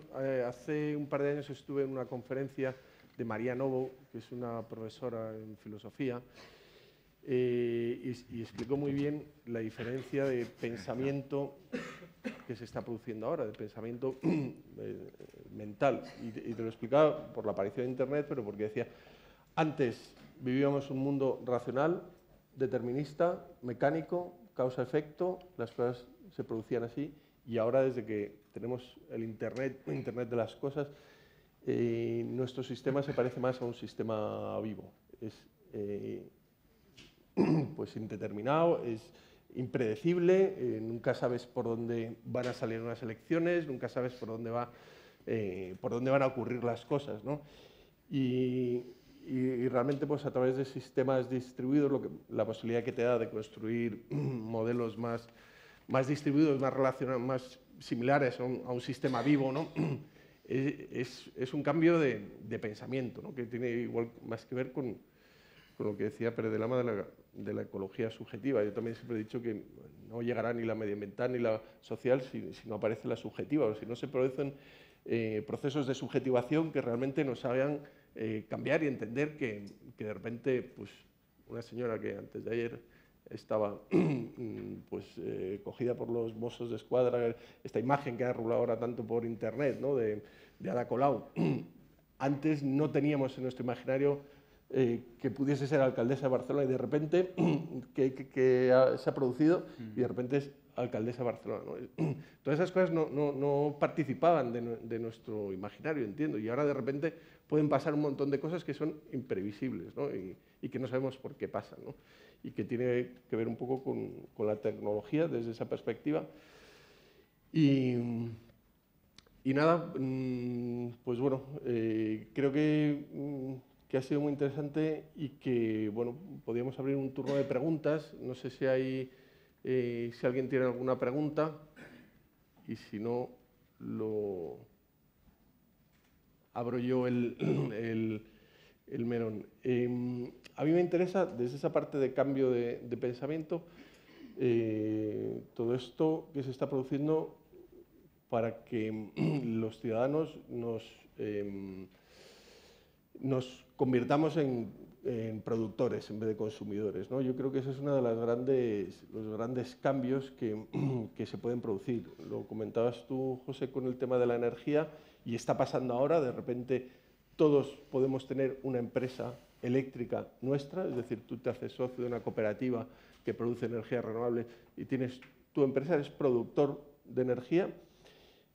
Puedes ser productor de finanzas, ¿no? Y te haces una cooperativa de finanzas éticas y bueno, y este cambio de mentalidad de que ya no solo somos consumidores, sino que también podemos pasar a ser productores, y productores alineados con nuestros pensamientos, como tú decías, social, medioambiental, cultural, pues yo creo que es un cambio tremendo para las ciudades, ¿no? Y luego, pues, no se habla mucho del tema de los Fab Labs o la posibilidad de que este mundo también se instaure en la ciudad y que, pues, al final, o personalmente, cada uno pueda tener una máquina de impresión 3D y se pueda ir fabricando las cosas con el conocimiento que está libre. Te puedes bajar los planos de cualquier sitio y puedes reparar una cosa, otra cosa. Bueno, yo creo que ese es el cambio de paradigma importante, ¿no? Y luego está toda la otra parte que habéis comentado, más de mercantilización y de, bueno, la utilización de la tecnología, pues para unos fines que pues a veces no están claros, ¿no? Pues yo suelto eso para empezar.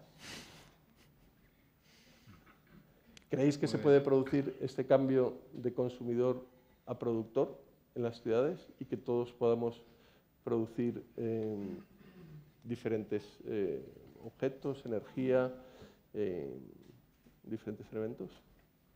Bueno, yo creo que claramente se está produciendo, de hecho, ¿no? Otra cosa es el alcance real que tenga, ¿no? Porque ahí hay como una puja entre digamos, la vieja forma de hacer las cosas, que se defiende siempre como puede, pero efectivamente, comentaba José antes, de cómo está bajando el coste. Por un lado, las tecnologías abiertas están facilitando el acceso, el coste está bajando también de fabricación, porque las técnicas permiten eso, ¿no? Como técnicas como la fabricación digital, el corte paramétrico, digamos, la impresión 3D, etcétera, está facilitando el acceso a los medios de producción, de nuevo. O sea, y por eso, efectivamente, tenemos capacidad para producir.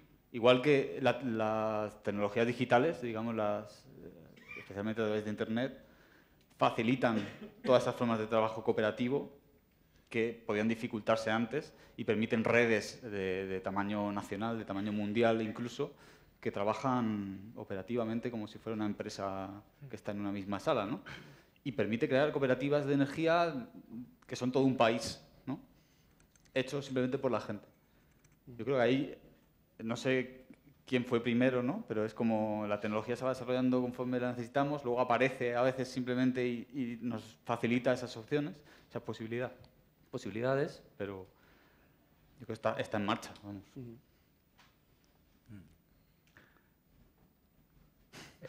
Sí, claro, ahí en mi opinión, ¿no? Hay como una producción social de casi todo. Bueno, Google, ¿no? Google nos da mucho servicio, pero digamos todos los contenidos de Google se los damos nosotros, ¿no? Entonces, digamos, en general parece que ha habido o está ocurriendo un proceso de captura de la cooperación social por parte de determinados agentes, ¿no? Que son capaces de convertirlos en dinero mientras nosotros no. Entonces, bueno, pues Google no sé si es la primera o la segunda empresa más grande o que vale más del mundo, ¿no? Igual Facebook es la tercera o la cuarta, ¿no? En general suelen decir, es casi un lugar común, ¿no? Pero que cuando no pagas es que tú eres el producto, ¿no? Entonces, un poco todo lo que hablamos de datos, ¿no? Todavía, o sea, el proceso de captura datos, ahora esta semana creo que se ha acabado la exposición que comisariaba José Luis de Vicente, ¿no? Que ha estado aquí estuvo en Madrid, luego ha estado aquí en Telefónica, con perdón de la publicidad, de Big Bang Data, ¿no? En el cual, bueno, pues otra de las grandes instancias, ¿no? Y el Smart City sería como los Big Data aplicados al espacio de alguna manera, o al territorio, o esa interacción. Bueno, y en esa exposición había mucho, ¿no? Y la cantidad de datos que generamos, pues ahí hay bueno, a ver quién está monetizando o capitalizando eso para acceder. Entonces, en la fabricación digital ahora hay una situación un poco parecida, ¿no? O sea, la fabricación digital es que nosotros diseñamos en una pantallita, como eso dice Bruce Sterling, ¿no? Algo con un software que ojalá sea libre, ¿no? Bueno, hay algunos libres, lo que pasa es que a lo mejor los más competitivos no lo son. Que libre quiere decir que sea, bueno, en general que se ha hecho cooperativamente y tal y cual, ¿no? Y se comparte y tiene estas 3, 4 libertades, ¿no? y a lo mejor una más incluso, la del copyleft, ¿no? De que cuando la distribuyas vuelva a ser libre, ¿no? Vamos, eso ya no es una libertad sino una condición. Y me voy por la rama. Ahí entonces pues lo diseña en la pantalla y hay una serie de máquinas que lo imprimen en 3D, ahora está muy de moda y bueno, ya al principio era más que plástico y ahora se imprimen casi todos los materiales, incluso en carne, ¿no? Vamos, o órganos y tal, pues eso no es ya digamos mucho más, o lo cortas con una cortadora láser o con una cortadora de plasma o lo fresas con una máquina, ¿no? Y luego pues lo montas o te sale, ¿no? Entonces la idea es que si los archivos como tú los compartes, pues alguien lo puede descargar, lo puede modificar, si es abierto, si es en un formato que se puede usar y tal. Tiene la parte interesante, por ejemplo, que lo fabrica alguien, lo diseña donde sea y tú en vez de tener lo que traes de China, pues te descargas el archivo. Vas a tu Fab Lab o que es como un equipamiento del barrio, como si fuera una biblioteca y allí te lo fabrican, ¿no? La verdad que en Barcelona sí están avanzando, bueno, tienen 3 o 4 Fab Lab con este proyecto, pero le está costando trabajo. Pero hay digamos, esa cosa maravillosa que parecía que todos íbamos a poder acceder a eso y tal y cual.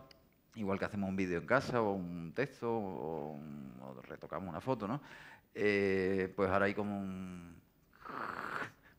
una especie de que se está cerrando ese espacio, ¿no? Por grande, yo qué sé, pues Autodesk que está controlando el sistema. Había lo más interesante además es que las máquinas son hardware libre, ¿no? Hay toda una familia de máquinas que los que la hicieron diseñaron el código abierto con libre, más que no solo abierto, sino libre, que es lo que tiene las libertades, y tú te podías descargar y hacerte esa máquina, ¿no? Entonces, el objetivo era que todas las máquinas de un Fab Lab pudieran ser abiertas. Hay un proyecto muy interesante que se llama Open Source Ecology, que son todas las máquinas para construir una civilización. Y entonces, bueno, tú tienes un Fab Lab y lo montas en un barrio pobre o en un país pobre, y esa gente puede hacer otro Fab Lab, otras máquinas. Pero ese ideal, bueno, vamos a ver qué pasa en los próximos años. Ahora mismo hay como a ver quién se queda con ese, si va a ser un escenario, digamos, de libertad y de cooperación, y cómo la gente gana dinero con eso, porque la gente tenemos que vivir de algo, ¿no? O si se va a convertir otra vez como Google o lo que sea, ¿no? Una empresa en la que todos podemos usar, pero no obtenemos renta de ella, ¿no? Y con eso acabo. Yo lo que quería decir al final, digamos, como el tema de, por ejemplo, yo tengo una gran, no confianza, pero esperanza en la renta básica o en algún sistema que reconozca que la producción se hace en sociedad, pero ahora mismo, antes nosotros vivíamos gracias a un salario, teníamos un trabajo y tal, ahora no hay trabajo porque lo van a hacer los robots o lo van a hacer, bueno, o hay mucho menos, ¿no? Pero bueno, pues tiene que haber consumo, tiene que funcionar, y que aportamos a la sociedad de muchas maneras diferentes, ¿no? Entonces, creo que hace falta innovación de esa también, ¿no? De banca, de renta, de distribución de los ingresos y demás, ¿no? En ese sentido, a mí me has planteado varias preguntas desde el principio. Bueno, por lo que has dicho al principio, voy a contar una anécdota que supongo que a alguien le habrá pasado más aquí, de quien utilice un móvil con Google. Y es que a mi novia, sin saber por qué, porque a priori no ha hecho nada, por lo que decíamos de los sistemas de control, ¿no? Ellos nos controlan, pero ¿quién controla a quién controla? Entonces, llegamos, no sé dónde fue, creo que fue a la playa, y le llegó como una especie de notificación al móvil que decía: estás a 1 hora y no sé cuánto de tu casa. Vale. Con el trabajo de igual. Y me dijo: oye, pero esto por qué pasa, y esto quién lo ve, y esto qué tal. Claro, es un poco el tema que decíamos de Big Data, ¿no? Y de que todo esté abierto, pero ¿para quién? Es decir, Google, como tú dices, es la primera, segunda o tercera empresa mundial. Y yo pregunto, esos datos, los datos de monitoreo de, pues sí, a nivel ambiental, a nivel de fluidez de tráfico, etcétera, vale, muy bien. Pero ese tipo de datos, ¿para qué cuál es la intención? ¿Qué es lo que quieren con esos datos? ¿Solo a nivel lucrativo o qué es lo que ocurre con esos datos, ¿no? Otra pregunta que más, bueno, la has casi contestado, ¿no? Pero por lo que decías de consumidores y productores a la vez, ¿no? Lo que se denomina mucho ahora como prosumers, ¿no? O algo así. Y era, pues eso, ¿dónde están los límites, ¿no? O sea, has planteado con una renta básica, por ejemplo, pues eso me gustaría a mí saber, si nos convertimos tanto en productores como consumidores, digamos, mi pregunta es, ¿dónde se genera el beneficio? Es que no sé cómo plantear bien la pregunta, pero sí, ¿cómo consigues, si tú eres productor de lo que tú mismo estás consumiendo, dónde está, digamos, el beneficio económico? ¿Dónde está el...? ¿Vale? Es una pregunta que tengo que, como no soy experto en el tema, me gustaría saber hacia dónde nos encaminamos con esto, ¿no? Y bueno, eso me lleva, por ejemplo, a la WikiHouse, tú que estás en el Fab Lab y tal. Bueno, no conozco mucho el tema, ¿no? Pero se podría plantear con este sistema o bien un nuevo tejido urbano, o bien, mejor dicho, transformar el tejido existente a través de reproducir ese modelo. Pregunto. Sí. ¿De WikiHouse? Sí. Transformar tejido reproduciendo el modelo de WikiHouse. Es una pregunta muy difícil toda, ¿no? Sí, sí. Bueno, WikiHouse... Te pregunto a ti, así que... Yo voy a explicar qué es WikiHouse y así pensé. Si no sé, bueno, los que estáis en fabricación digital sí, porque es un proyecto a lo mejor bastante conocido, pero como la idea de Wiki, que es como Wikipedia, ¿no? Una página o un sitio web que se construye colaborativamente entre mucha gente, ¿no? Con un cierto carácter modular y demás, ¿no? Entonces se aplicó a muchas cosas. Yo antes estaba en arquitectura, hicimos un proyecto que se llama Wikiplaza, que de alguna manera fue así un poco pionero en algunas cosas, ¿no? Y era esa idea de modularidad, construcción participativa, ¿no? Y WikiHouse pues han hecho como una trama así de una casa, de manera que se puede ir desarrollando, ¿no? Con unas soluciones estándar. Y bueno, ahí lo están promoviendo, ¿no? Digamos, la idea esa de que los planos son abiertos, se pueden construir entre mucha gente y se pueden descargar y hacer, ¿no? La verdad es que no sé muy bien, o sea, que se podría, me imagino que se parece a cómo se construía un pueblo antiguamente. Claro. Había unos patrones, tal, una gente que sabía un poco y iban construyendo. Es un poco donde está el límite de la... digamos, eso no podría producir otro tipo de estandarización de un tejido. A ver, también es verdad que sería muy diverso por el tema de que, bueno, son planos abiertos, ¿no? Y por tanto se produce diversidad, pero dentro de esa diversidad, digamos, trasladándolo a algo más grande, a mayor escala, una escala urbana, a mí a veces se me ocurre que podría ser como un nuevo sistema de estandarización. Yo creo que tiene la parte también de tú aportar. Tú puedes aportar tus diseños y subirlos a WikiHouse, ¿no? Entonces, por un lado, tiene la posibilidad de ir bajándote las cosas si te sirven tal y como están diseñadas, y luego, si no te sirven, la modificas, ¿no? Y la aportas y subes, que igual le sirve a otro, ¿no? Entonces, yo creo que es como una estandarización abierta. Sí que es cierto que hay una estandarización, pero es como más un juego, ¿no? Donde que todo el mundo puede participar. Yo creo que se parecería más a un patrón. La comparación es muy buena, yo creo, con la arquitectura tradicional. Sí, Tú vas a un pueblo y no todo el pueblo es igual, pero en realidad está construido igual y hay una especie de uniformidad que en realidad le da como atractivo, ¿no? Y hay un carácter común, ¿no? Y puede ser que suceda eso con esas... Vale. O sea, que estaríamos dotando... Vamos a ir dando una alguna nueva palabra identidad. que se va animando. El público. Venga, Ahí queda una pregunta súper difícil, la de quién compra. Si alguien quiere la palabra, me lo dice. parece que no va.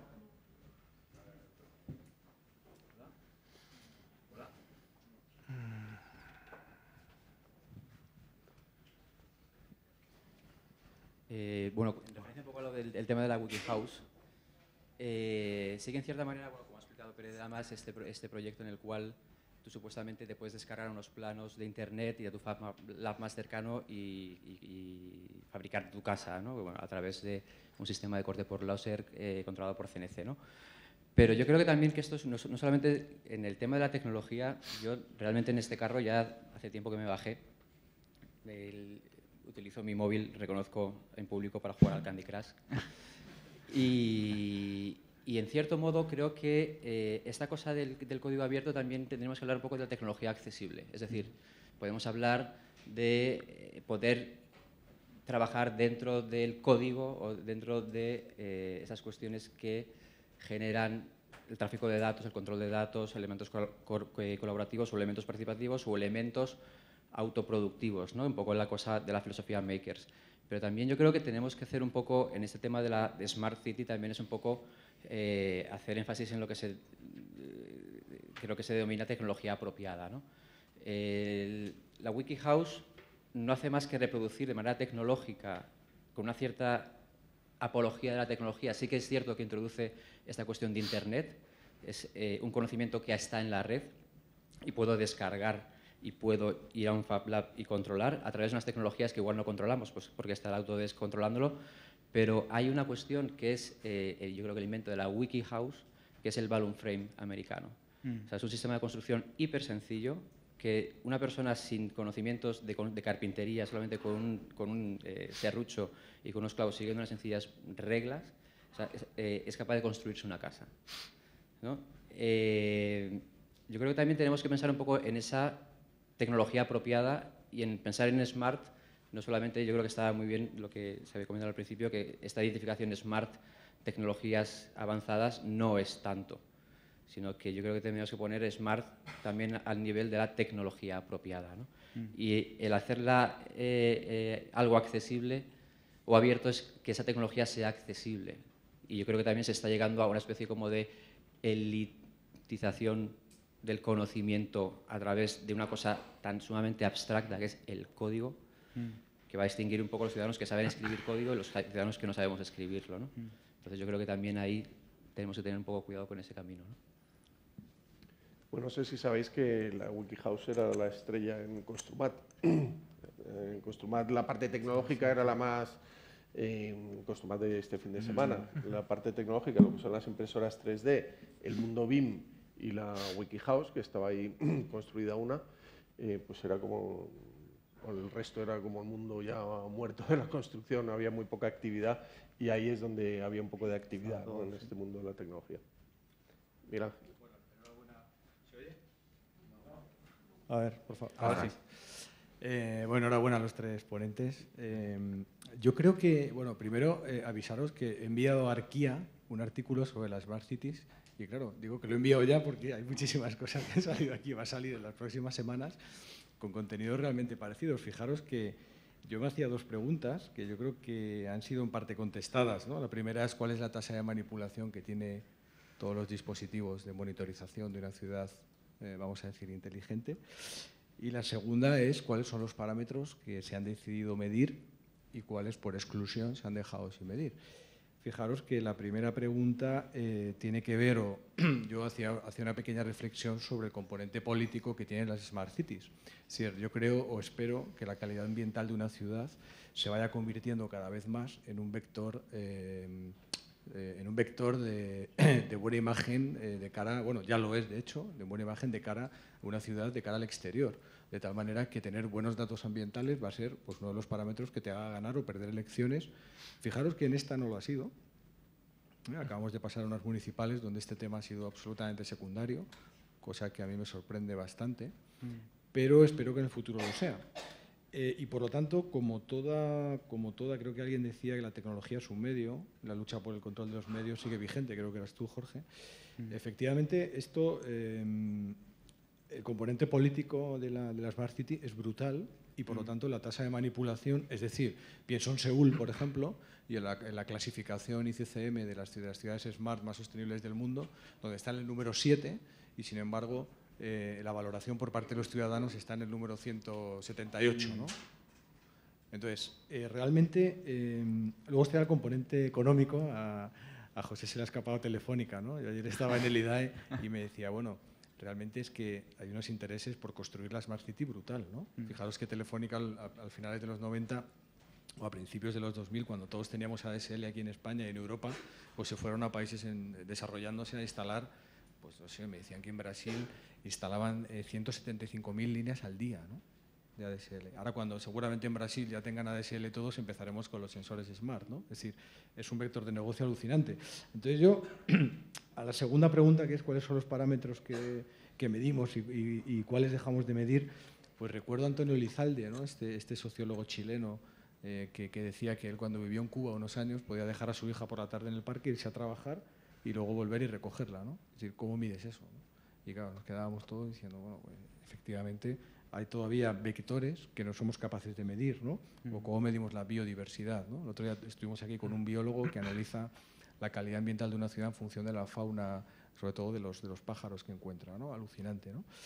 Entonces, yo, resumiendo estas dos preguntas, que ya os digo que van a salir publicadas dentro de un par de semanas o tres, yo creo que estamos ante un reto fascinante, que es la construcción colectiva de la tecnología, de las infraestructuras, porque fijaros que por ahora hay como muchos subsistemas, gente que está haciendo cosas por su cuenta, pequeños wiki, muchas cosas, ¿no?, de construcción colectiva, pero claro, esto tiene un componente infraestructural brutal donde nos enganchamos todos. Habláis de Google, pero es que los sensores de medición de N o X de una ciudad es una infraestructura, ¿no? Entonces, ¿cómo intervenimos, cómo abrimos esas cajas negras o cómo construimos colectivamente para poder tener esa mayor diversidad, independencia, autonomía, empoderamiento? ¿Cómo podemos definir nosotros los parámetros que queremos medir? Por ejemplo, ¿cómo la red puede medir la pobreza energética y redistribuir esos picos que sobraban? Tú hablabas de las baterías, ¿no? Yo soy un poco escéptico con el tema de la acumulación de la energía de esa manera, pero ¿cómo se puede redistribuir esos picos de energía en hogares que tienen pobreza energética? ¿O por qué no está metido en el sistema cuestiones como los tramos de renta de las familias, ¿no?, para que la propia red se pueda, de alguna manera, parecer más a un organismo, ¿no? Es decir, la pregunta es, ¿realmente pensáis, tenemos algún protocolo ahora mismo de construcción colectiva de las infraestructuras tecnológicas? Yo creo que no. Toma pregunta. Yo creo que están... El problema es que muchas de esas iniciativas que hay, o sea, son emergentes y muchas veces se quedan en lo emergente, ¿no? O sea, no llegan a convertirse en sistema. No llegan, principalmente, no llegan a obtener viabilidad económica, básicamente, ¿no? No llegan a insertarse en una economía en la que generen valor, reciban valor y se sostengan. Y entonces se hacen en la marginalidad del tiempo que nos queda libre del trabajo, que es como me escapo de este sistema en el que estoy y trato de empujar, la marginalidad de los recursos que puedo dedicar, rescatar y dedicar a eso. Por eso me parece tan importante este movimiento como de hacer cooperativas de energía, de hacer cooperativas, porque ahí es donde sí que realmente estás tomando posesión de esos medios, estás generando una economía que se sostiene, ¿no? Sostenible. Y eso es lo que yo creo que, vamos, es una de las vías que yo veo para que eso no sé, como que se estructure y se mantenga, ¿no? No sé qué otras habrá. Sí, yo bueno, por entablar, claro, mi padre es ingeniero de caminos, canales y puertos, ¿no? Que se llaman así, vamos. Y entonces parecía que antes la infraestructura era una cosa así como técnica objetiva, ¿no? Que un ingeniero no hacía, además ellos piensan en eso incluso, ¿no? Que no hacían política, analizaban un problema y daban la solución óptima dentro de su... y luego hemos visto que no, bueno, que a lo mejor lo intentaban, pero pues que separan a los barrios, que conectan unas cosas y otras no, etcétera, ¿no? Y en el tema de las infraestructuras digitales y de comunicación, en primera instancia, o sea, por lo menos nosotros defendimos, y había gente, ¿no?, que era un nuevo territorio, que le llamamos el territorio cyborg, ¿no?, y que vivíamos en un nuevo territorio que tenía otras dimensiones, ¿no?, pero no además son capas independientes, sino capas que están interconectadas, ¿no?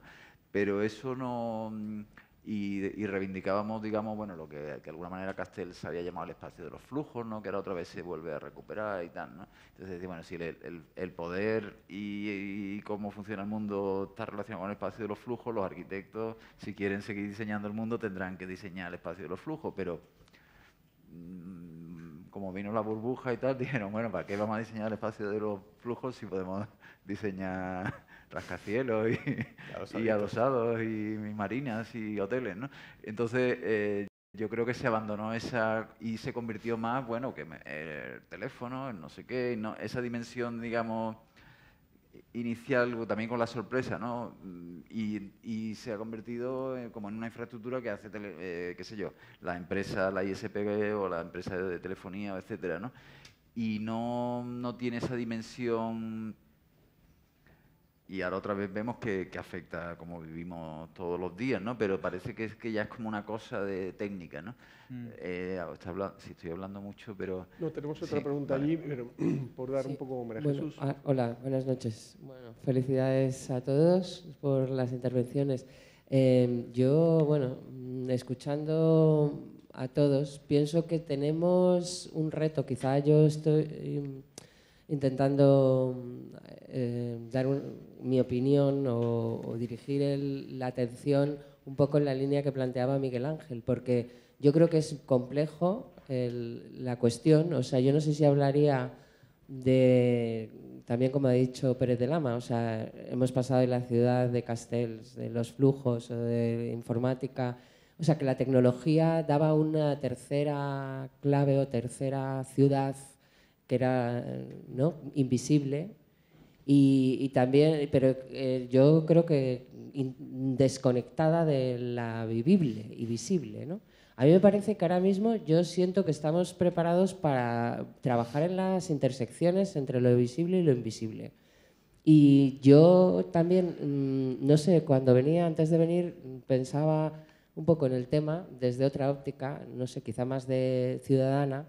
Y yo me preguntaba por qué los políticos han, por ejemplo, no solo el mercado casi todos empezamos a entenderlo, habrá que hacer una campaña para que no nos vendan más cosas, pero por qué se visualiza tanto la tecnología en aparatos que nos anulan la capacidad de pensar esa voz, bueno, que hace poco comentaba alguien, no podemos escuchar dos discursos, comprender dos discursos a la vez, ni hacernos, ni pensar por el camino si están interrumpiendo nuestros propios pensamientos con pantallas gigantes en el metro, con cuestiones que no necesitamos que estén ocupando ese espacio público. Entonces, ¿por qué es tan visible?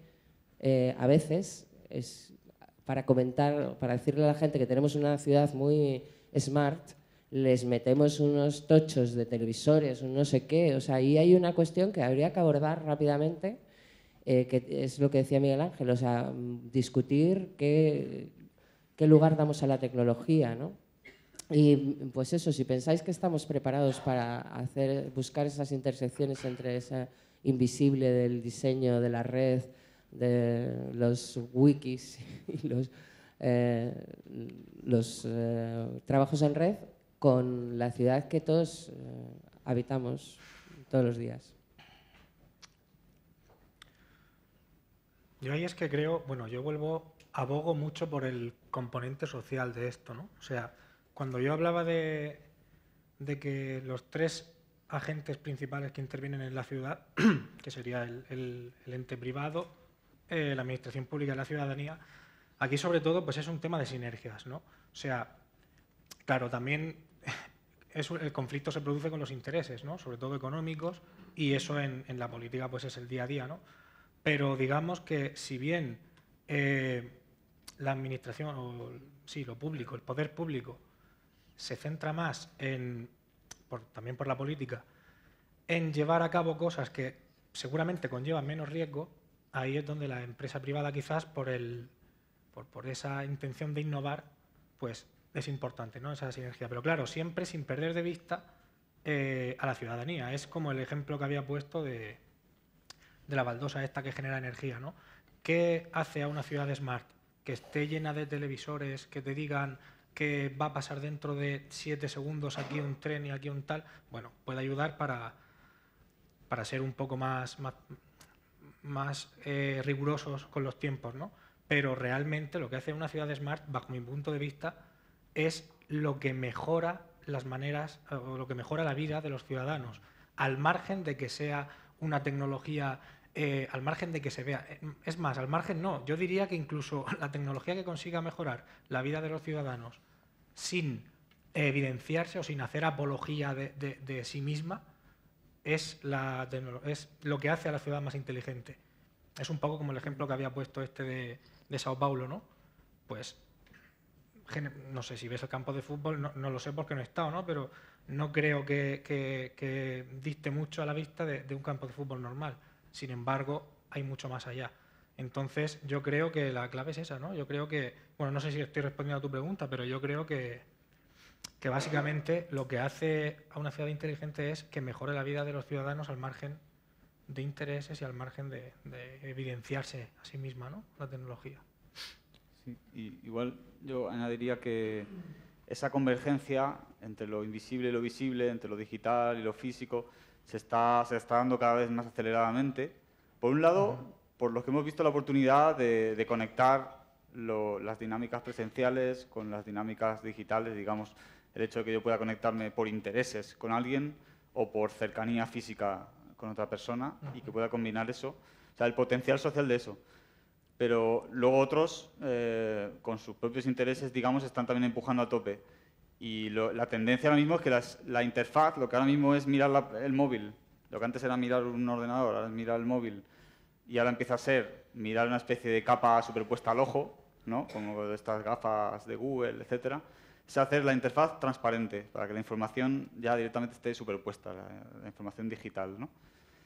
Y el tema ahí, la pregunta efectivamente que hay que hacerse no es si eso va a pasar, porque está pasando y además nos va a enganchar a todos, nos van a tentar, nos va a interesar, lo vamos a probar y vamos a acabar adoptándolo. La pregunta relevante es que esa tecnología de quién es, para quién está trabajando, o sea, lo que se está construyendo, a quién está beneficiando en última instancia. Y eso es lo que le dará todo el valor realmente. Luego ya, por supuesto, habrá escalas de adopción de todas esas tecnologías. Como comentábamos antes, habrá gente que estará todavía en digamos, a nivel de balloon frame con el serrucho, y gente que estará en la fabricación digital, y todo eso, digamos que se irá avanzando poco a poco. Pero la punta de lanza, ahora mismo yo creo que es esa, de convergencia, y lo que hay que cuestionarse es esa infraestructura, esos medios que nos están dando, quién los está haciendo, para qué, y por qué no los estamos haciendo nosotros para nosotros mismos, ¿no? ¿Alguna pregunta más? Bueno, yo voy a volver a lo de tanto de Keynes como de Guattari, ¿no? Es decir, que a mí lo que me sorprende es que tengamos un avance científico-técnico suficiente para arreglar los problemas del mundo y que no lo hacemos. Y nos ponemos a hacer los sensores y los no sé qué, que son guay también, ¿no? Pero no me parece una cosa como muy urgente. Para mí, cero, ¿no? Vamos a optimizar algunas cosas. Bueno, desde el punto de vista del medio ambiente, por ejemplo, sí puede ser bastante interesante para gestionar ecosistemas o diseñar, digamos, metabolismo urbano, tal. Y cómo cambiamos la perspectiva, ¿no? Para de verdad decir, bueno, vamos a hacer tecnología, pero para intentar mejorar un poco el mundo, que eso sea la prioridad y no otra, ¿no? Y luego la otra cuestión es lo que lo había traído a decir, que es más bien una pregunta que una opinión, pero va en la línea de aquí que dice el compañero, por ejemplo, Iván Illich, que es un pensador así un poco de todo, ¿no? Bueno, pero vamos, o crítico de la modernidad, ¿no? Él tenía un concepto, una idea que se llamaba convivencialidad, ¿no? Me parece que se traduce en castellano porque en inglés creo que es conviviality y una gente lo traduce de una manera y otra de otra. Pero la idea, por ejemplo, de la bicicleta, ¿no? Es una tecnología convivial o convivencial, ¿no? Todo el mundo más o menos sabe cómo funciona, aunque yo llevo 2 años para arreglar los frenos a la mía, pero bueno, se te estropea y no dices, ay, ¿y ahora qué hago? Sino, yo qué sé, le cambia el neumático, o la cámara o lo que sea, ¿no? O la lleva al tío de la esquina, pero sin embargo, bueno, se te estropea el móvil, ya empieza, o tú dices la nube, ¿no? Por ejemplo, yo qué sé, nosotros más o menos sabemos dónde está la nube, digo yo. Mi padre, que tiene 90 años, que no sé, lo comprende, ¿no? Pero no comprende cuando bueno, yo tampoco en verdad lo comprendo cuando lo tengo en la nube y cuando lo tengo. Yo no tengo nada en la nube, tengo que decir. Pero bueno, ¿la nube qué quiere decir? Que está en un ordenador en algún sitio que no sabemos, que procesa nuestra información más querida, quiénes somos nosotros y nosotras, porque son nuestras fotos, nuestros mensajes de amor, nuestras historias más personales, ¿no? Y está ahí, no sabemos. Bueno, entre ese límite, y los primeros que trabajaron en los ordenadores personales, que era por ejemplo, uno que se llamaba Lee Felsenstein, que era colega de Steve Wozniak y Steve Jobs y tal, pues lo que querían es que hubiera un ordenador que fuera una máquina que no fuera una máquina enorme con unos tíos con un batín, sino que supiéramos más o menos cómo funcionaba, ¿no? Entonces, entre la convivencialidad, es decir, que las tecnologías sean amistosas, no nos superen, no nos controlen, y el compartir y que haya, pues lógicamente serán más eficientes, ¿no? Yo soy más de convivencial, ¿no? Me gustan las tecnologías, yo qué sé, por eso me gusta el Fab Lab, porque de pronto tú dices, bueno, que lo puedo hacer más o menos, se te estropea la máquina, las reglas, ¿no? Eso es como la emoción que tiene, pero que es la que debe tener también alguien que esté familiarizado con la carpintería. Y en el tema de energía, pues yo también lo que veo interesante, o sea, hemos estado muy pesimistas, pero yo lo que quiero decir es que tenemos la posibilidad de hacer las cosas.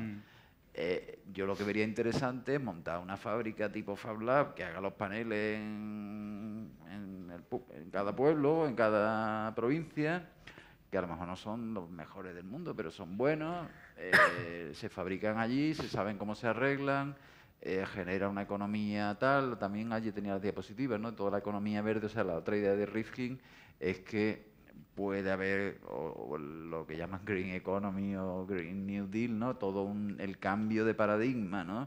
A la renovable, Internet, tal, va a dar para otros 50, 100 años de crecimiento, ¿no? Esa es otra incógnita que tenemos. Pero que aparte de que hoy hemos estado un poco, bueno, yo he estado muy pesimista, creo que más bien hay que ser, lo que hay es que intentar controlar las tecnologías, ¿no? Sí, yo creo que tenemos capacidad, digamos, para defendernos de nosotros mismos.